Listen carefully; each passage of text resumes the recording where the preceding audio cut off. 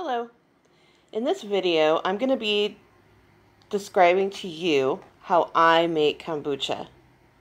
I love kombucha. It's a super healthy drink, and I'll put a link below to what its effects are on your health if you're interested, but I have to give a disclaimer that make at your own risk because this is a fermented drink.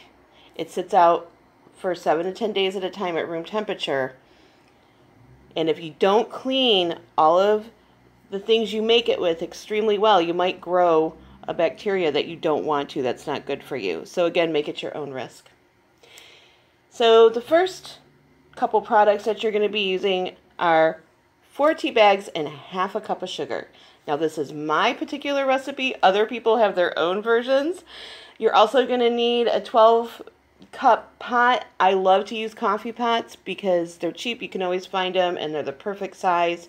You also will need raw kombucha and a SCOBY. A SCOBY is a symbiotic culture of bacteria and yeast, and that is what that pancake looking thing is floating on top. It eats all the sugar, and that's what makes the kombucha. And you have got to make sure that the water that you use to make this is not chlorinated. So it's got to be filtered because chlorine will kill bacteria and then it just doesn't work well. So what you're going to do first is make a really concentrated sweet tea. Throw your 4 tea bags in, put in boiling water, and then you put in your sugar, and then you stir it, and then you let it sit for about 10 minutes. Now, I love kombucha so much that in my band I was in, I actually wrote a song about kombucha, and I'm going to put the link to it in the description below because it actually has this recipe in it. Anyway, so stir, and then just, make sure the sugar gets all mixed up in there because it will dissolve in the hot water, and then just let it sit for 10 minutes.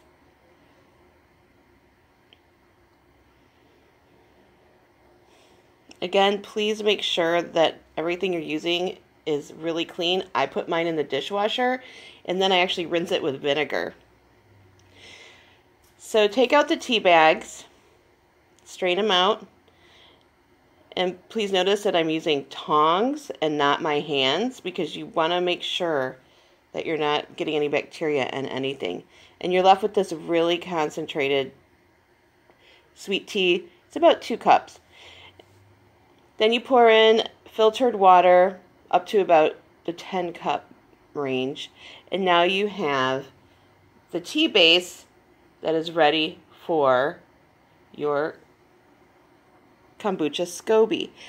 Extremely important that it's not hot. Make sure it's room temperature because it is a living thing and the SCOBY will die if you put it into hot tea. So make sure it's room temperature.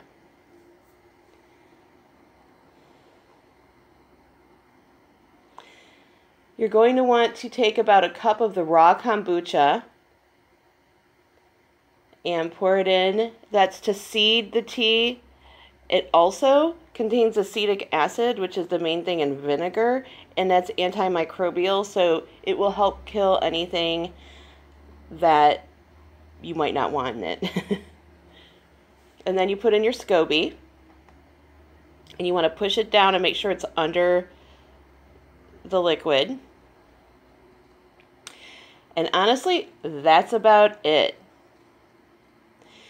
You want to cover it. I use cheesecloth with string. Not only does covering it keep anything from falling in, but fruit flies love kombucha and, they go for it. So you just want to make sure that they can't get in there.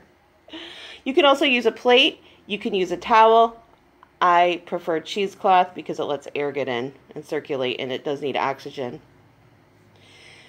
So you want to make sure that you put your fermenting tea in a warm, dark space. I always put mine next to my stove in the corner. It happens to be really dim in that corner, and you never want to put it in direct sunlight. If you have a cooler house, it's going to take about 10 days to ferment. If you have a warmer house, it'll only be about 7 days. and it gets bubblier and bubblier, and it also becomes more and more tart, more and more vinegary. So it has more effect, but the less sweet it is, you know, some people can tolerate different levels of sweetness. So make it to your own taste, and then you want to put it in a jar and cap it off, and it'll keep fermenting and get even bubblier, and then you chill it. It's so good. Like I said, this is my recipe. Other people have different recipes. But thank you for watching the practical magic of frugal living, this episode. And if you like what you saw, please subscribe.